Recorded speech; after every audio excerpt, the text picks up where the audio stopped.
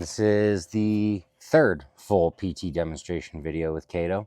We have our helpers, Crazy Goose Goose, Crazy Goose Goose Goose Goose Goose Goose Goose Goose Goose, and we got Kiddo Man, who's a very tired boy right now.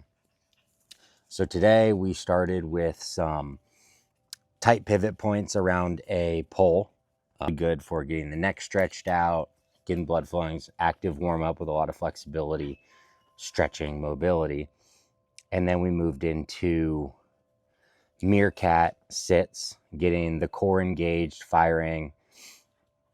And then we moved into the rocker board, which is always my favorite for the stabilizer muscles, for getting that knee, stabilizing the knee in the context of compensatory behaviors so that the knee doesn't end up in a precarious position, putting a lot of shearing forces on the ligaments there. So the rocker board is my favorite for that. So we ended up doing a lot of the rocker board.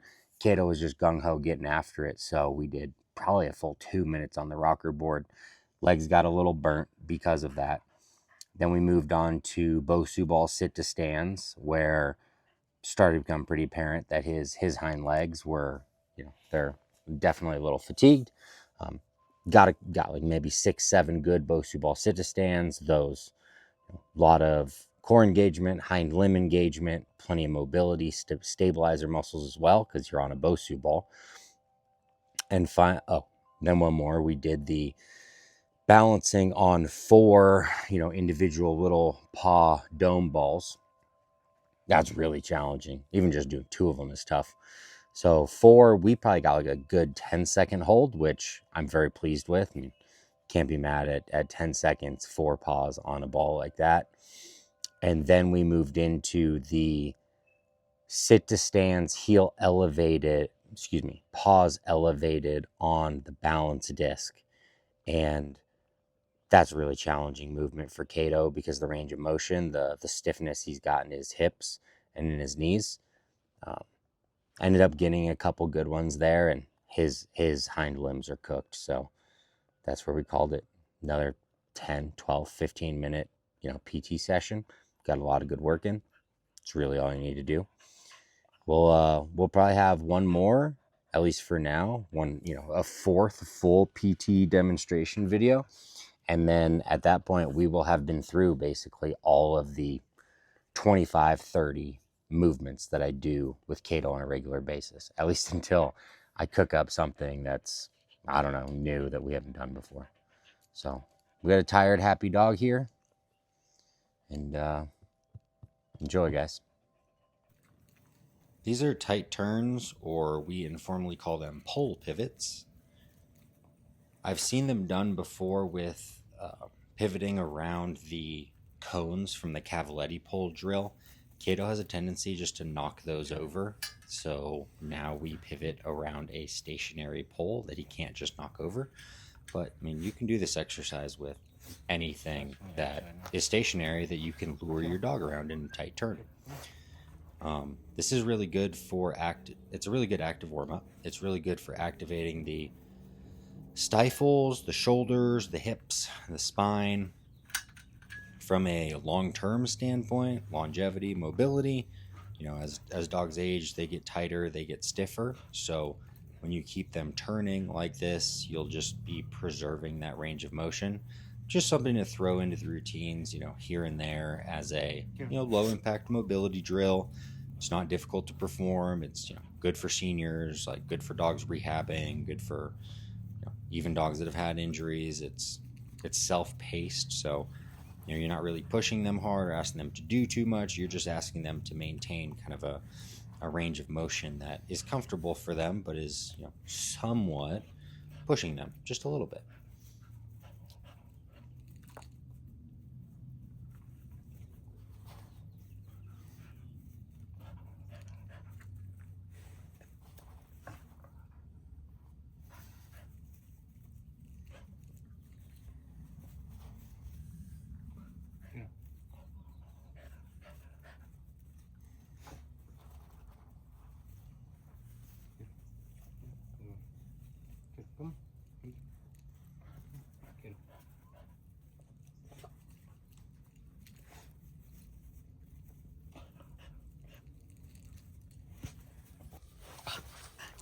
The Meerkat sit is another good active warm-up where it engages a lot of the core with the spinal erectors and other muscles in the posterior chain.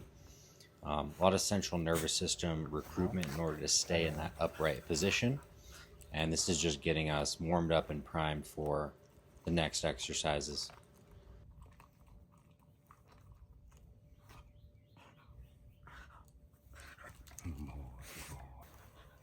And the rocker board. I've seen it many times before in my shorts, but this is my favorite balance training exercise.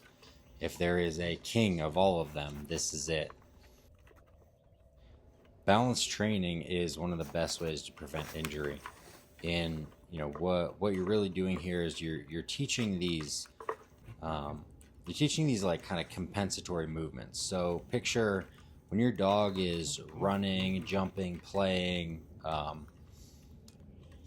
They're making lateral cuts. Another dog gets in their way, and they have to shift and move, this way or that. Or they jump off the bed and they land on a piece of clothing that shifts under their feet, or any one of these scenarios where the unanticipated. Balance and coordination then are how the dog is able to adjust on the fly, shift their weight, move their limbs in such a way as to prevent those shear loading forces on the joint and on the ligament, and thus prevent injury.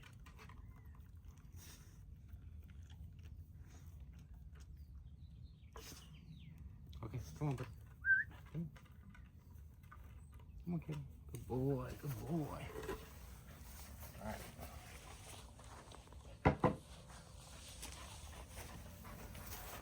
Just sit the stands on the BOSU, huh?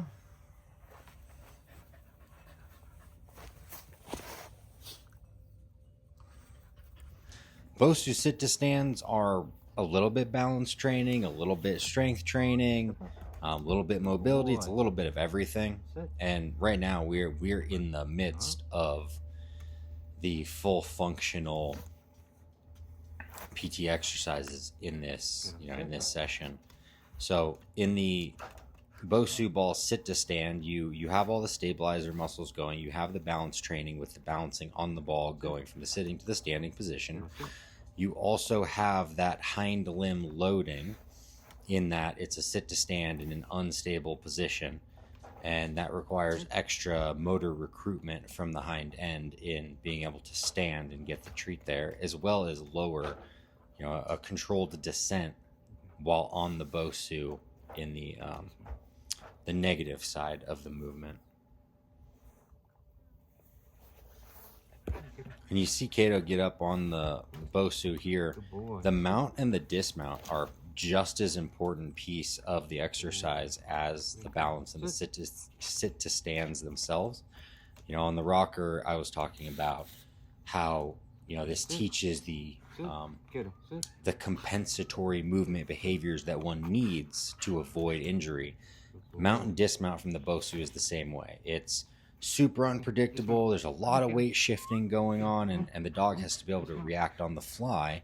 Their central nervous system has to be able to coordinate and tell their limbs what to do in order to get on and off as each one of their limbs shifts the weight under them. It's incredibly taxing. And then here we get to the little balance ball domes that I was also referring to in the rocker board exercise. These are really, really tough to do, really tough to get in the right position for, and really tough to hold. The goal here literally is just a static hold as long as you can, and when it starts to look really sketchy or be too untenable, like, we just kind of call it a day. But a good day is when we can get one of these for 10, 15, 20 seconds clean. All right, good boy.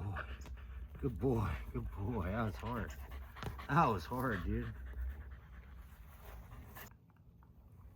And the Paw-elevated sit-to-stands, these extend the range of motion that are required in the hips by putting the front paws in an elevated position. The hips have an even greater range of motion, and so you induce some hind limb loading while simultaneously forcing the hips through a greater range of motion. So you're creating a stronger movement pattern through a greater range of motion, and that's going to pay dividends in overall mobility and longevity in the dog. Now, it's uncomfortable. Kado is capable of doing the movement. He doesn't like to do the movement because it's uncomfortable. You know, he's 12 years old. His hips are getting tight. He's had TPLO surgery. That doesn't make things any easier. Good boy.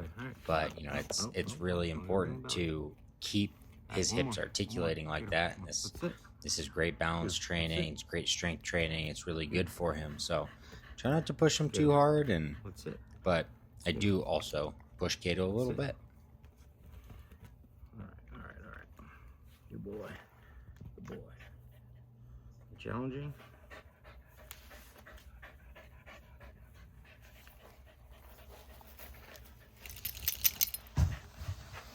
And that's it. We've got a happy dog. We've got a tired dog. He did a great job. Great work.